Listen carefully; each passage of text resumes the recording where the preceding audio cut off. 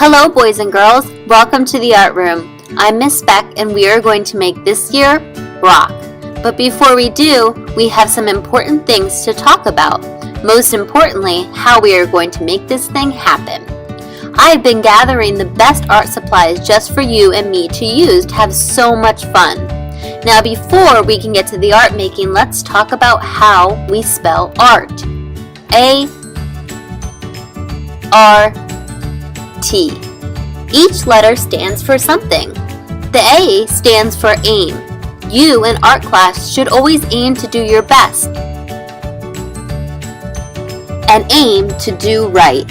I love teaching art, I love having you in art, and I love watching you create masterpieces in art. The R in art stands for respect. You should have respect for yourself, your friends, and have respect for the art room. The T, well, that's for trust. You need to have trust in yourself and trust in your ability to learn. Art can sometimes be frustrating, but just when you think you can't do it, masterpiece complete. Yay! We are going to go on so many adventures together this year, exploring other countries and other cultures and learning about new and exciting places as well as famous artists. Now that we know the way of the art room, let's go over some important routines. When coming into art class, it's important that we are silent and one behind the other. We do not need to use the handrail, and we definitely do not need to run or tap the door frame or the flags. Instead, we need to make sure that we are at a level 0. If our friends forget, just put up your quiet signal, walk all the way to the end of the white line, and stop, standing quietly waiting for me. If you are asked to hold the door open as we enter, there is no need to high-five or hug your friends. Instead, just give them a smile as you hold the door. When closing the door, please do so gently. The line of tape on the floor is not a balance beam. I know you might do this in smart class, but we do not do this in art class. Instead, it's a guideline for you to know where to walk and to line up, so please use it that way. The blue rug in the middle of the room is a place for you to sit crisscross. We don't have to spin or lay on the carpet. Instead, sit with a quiet body, showing me you are ready for instructions. When I call your table to go shopping at the art store, it's important to stay in line and not reach in front of your neighbor. Here is what we do. When we stand up, that's the line that we are in, following the person in front of you, giving them plenty of space to gather their supplies. When you have the supplies you need, you can walk quietly to your seats and get started working. You better believe these 4 are going to end up in timeout if they keep this up. Please make sure to be respectful of the art supplies and your friends. When it's time to clean up, it's important to follow cleanup procedures and to clean up after yourselves, making sure to take turns at things like the drying rack and making sure to push in your chair. These ladies put away their brushes, pushed in their chair, and started at the bottom of the drying rack. Great job!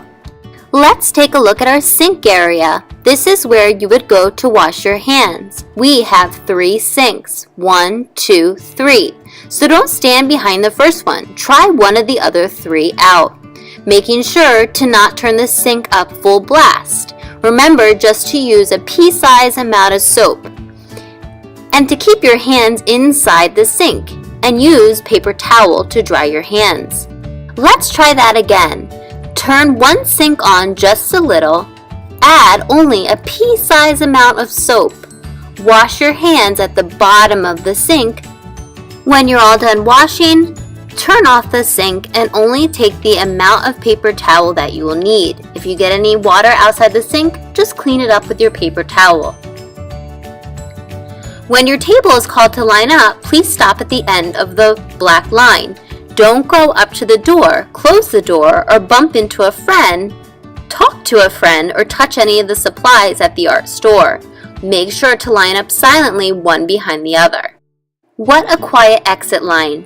Thank you, ladies. You are awesome. Remembering our routines of how we walk in the hallway, walk into the art room, get our supplies, create, and then clean up and line up are really important.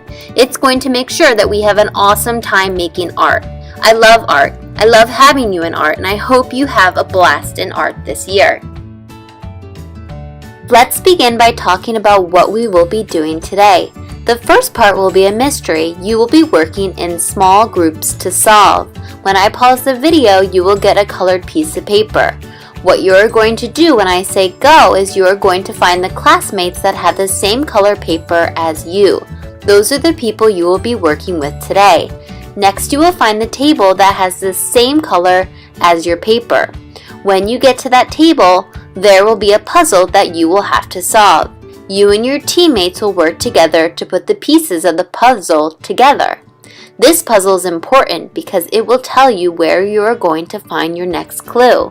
So once you have put together the puzzle, that puzzle will tell you where to go next. Make sure you're working together as a team to piece together your table's puzzle. I think I've almost got it. Now you and your team know that you have to find the red heart. Now you and your team will have to look good and hard because the hearts are hidden in special secret locations throughout the room. Make sure you are also looking very quietly so that other teams don't know your secrets. Look hard for your team's shape, and when you find it, you will find a bin. Inside this bin, you will find a dry erase board, a marker, and a mysterious code, and a way for you to solve that code. You will use the code solver to figure out what the paper says. Work together to figure out the code. I see this one, the first letter is S. So put whatever this code says on the dry erase board. When you and your team have cracked the code, go ahead and put the marker, your code, and your code sheet back in the bin and come to the carpet with your dry erase board and that secret word or message. Okay, it's your turn. Congratulations, you and your team have cracked the code and officially discovered the elements of art. The elements of art are the ingredients or building blocks necessary to create each and every work of art in order for it to be a successful masterpiece. We will now explore the 7 elements of art through the codes you and your team decoded. Let's take a look. Take a look at this image. Raise your hand if your team discovered the element of art, line. Line is the path created when an object moves from one point to another.